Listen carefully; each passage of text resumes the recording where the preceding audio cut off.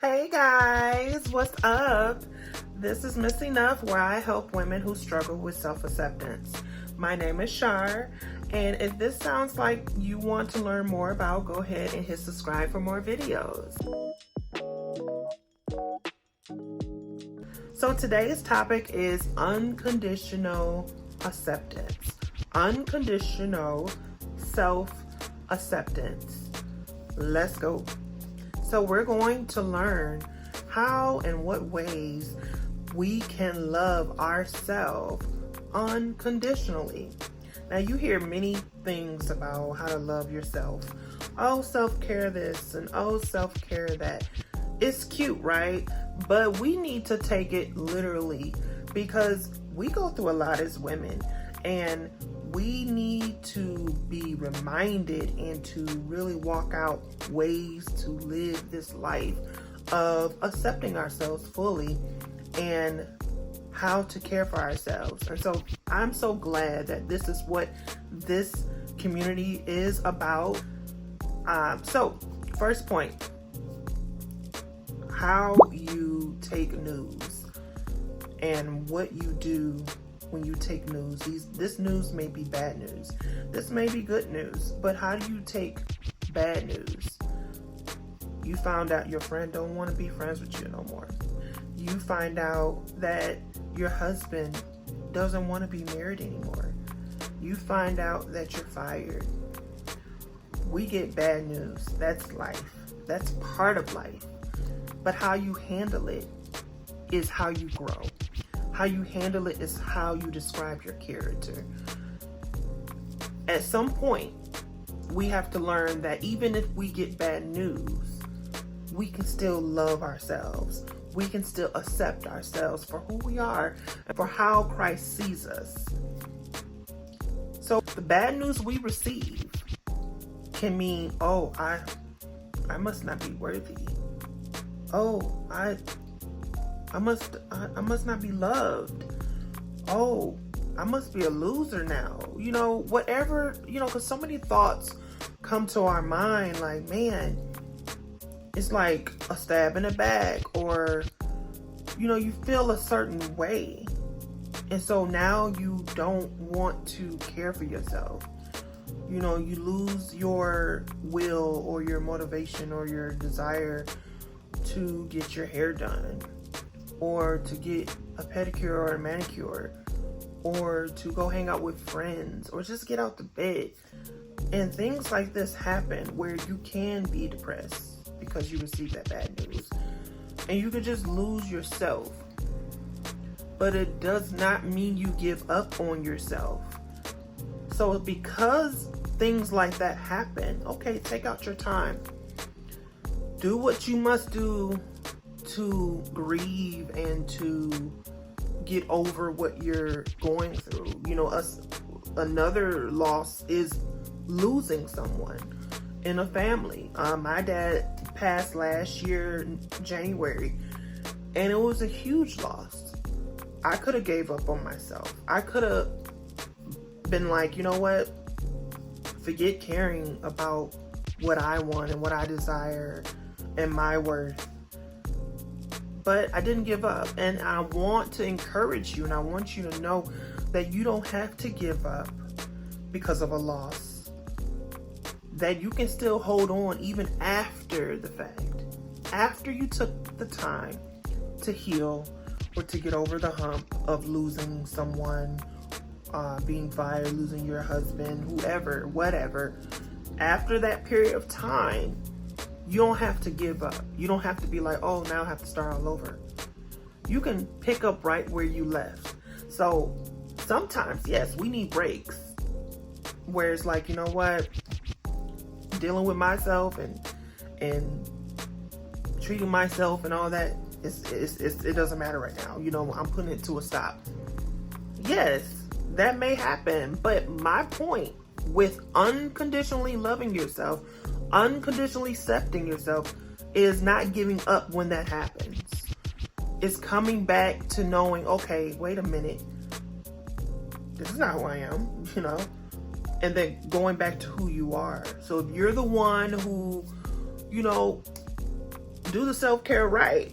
You're getting your hair done, your nails done, you're talking with family and friends, you're hanging out, you're also going to therapy, you're also journaling, you're doing different measures that's going to get you back to where you need to be. And that is how you can unconditionally accept you. Because like I said earlier, the bad news may be somebody don't want to be friends with you. And you've been knowing this person for how long? So many years, right? Or, you get these shocking news where it's like, wait a minute, I thought everything was cool. I thought everything was fine. And then it's like, whoa, I just got dropped to my knees. But you don't allow other people to determine your acceptance. You don't allow other people to determine how you treat yourself. Because either they were for you or they never were. And so this is the part that we take to God. This is the part that we give to him, because he always goes before us. He always knows ahead of time. He's the only one that knows the future. He's the only one that can prepare us for what's to come. There may be signs that you had a dream or whatever, and that was the preparation right there, or that was the pivot that was going to happen right there. God is always there. He never leaves us nor forsake us. And through the water, through the fire, he's there to cover us and to carry us through. And so this is the part that we do give to God and be like, you know what? I thought I was good. I thought my self-esteem and my security and everything was good, but then I just got blown out of the water with this bad news, and now I don't know how to handle myself, and I don't know how to still love myself. But there is a chance, there is a way to do it, and that it is still possible. And so when you give it to God and you ask for his strength, you ask him to help you, his grace is sufficient. So you give him your weakness and he will give you his strength. And so you can get through this. And by doing this, you are accepting yourself, and you're not relying on others. You're not relying on the hurt and what that person said, the bad news and everything. You're relying on Christ to carry you through. You're relying on who you are before that, because you're coming from a place that you were fine with your self-acceptance. And now, boom, here's the news. Now you're struggling with the self-acceptance. So this is the part where, okay, let me find a way to get back. Let me find a way to know my worth, because I knew my worth before this. And so whatever the pain, whatever the trauma is, know that you're loved, know that you're worthy, and your value does not change. Despite of how you feel, despite of what's going on, or the thoughts that have come into your mind. So remember to take every thought captive to the obedience of Christ, because God is there. Jesus is there. Jesus can pull you out of it. His word says he is close to the brokenhearted and saves the crushed spirit. And so it is possible to get through, no matter how hard it is. Like I said, I went through losing my father last year, heavy grief, and I'm still grieving. But I managed to get up anyway. I managed to know that, you know what, if I can do these things anyway, and if I cannot give up and keep it moving, and we know life still goes on, but you got to move with life. If I can manage to do that, then I love myself, that I accept me. And I'm learning along the way that no matter what blocks come against me, no matter what comes against me, I will still accept myself. I will still hold myself valuable and worthy, because God holds me valuable and worthy, because we are all here to serve purpose. We are all here for a reason. And so that right there says it all, no matter what other people think. So don't be neutral. Don't be like, well, I guess, I should get up and go to work. Or I guess I should get up and take time to do my feet, you know, or go and get some more kitchen appliance, or I guess I can go and get a new rug, or I guess I can go get my hair done. I mean, I'm just throwing it out there. It could be anything that brings you joy, anything that is going to show that, okay, I appreciate me, anything that is going to put you back focused on what matters. Do it. And remember to put God first, because when you do, what the words say, seek the kingdom of God and all these things will be added unto you.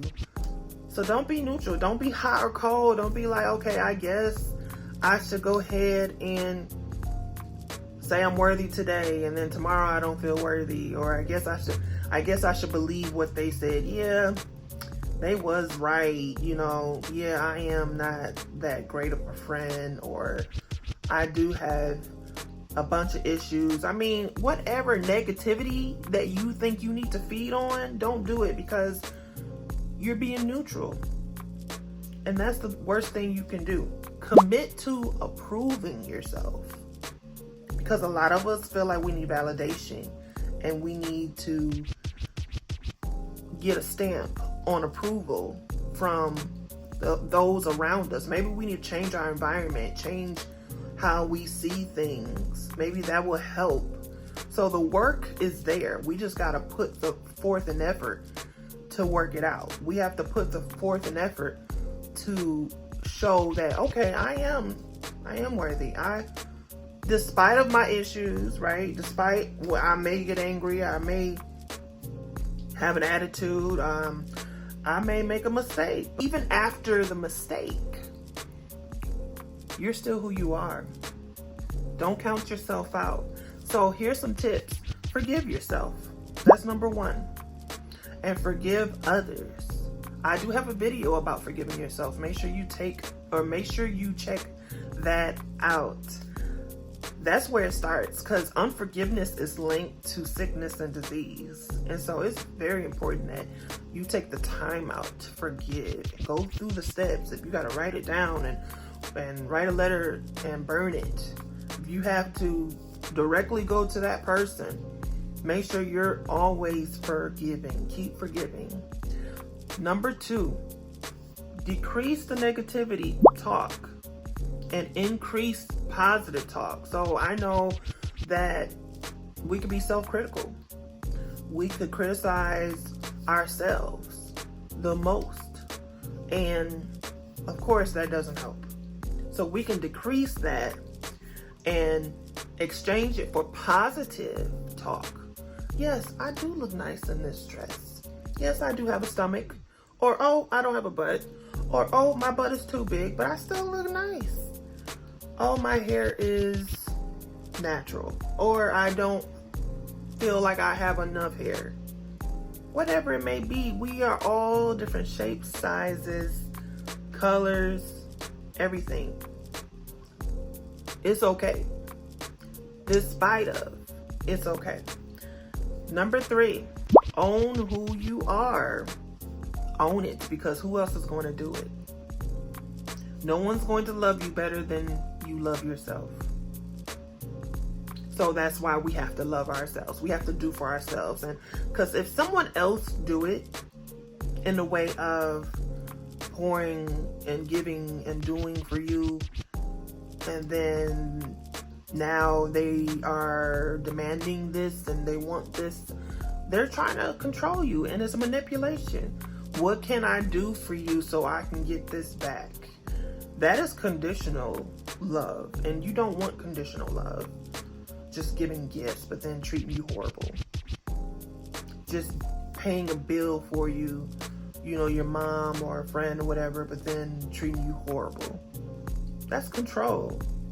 You don't want that. That's bad treatment. So I hope this helped you see in some way how to unconditionally accept you, because this is something that we need to walk out every single day. I will see y'all next time. Be blessed. Peace.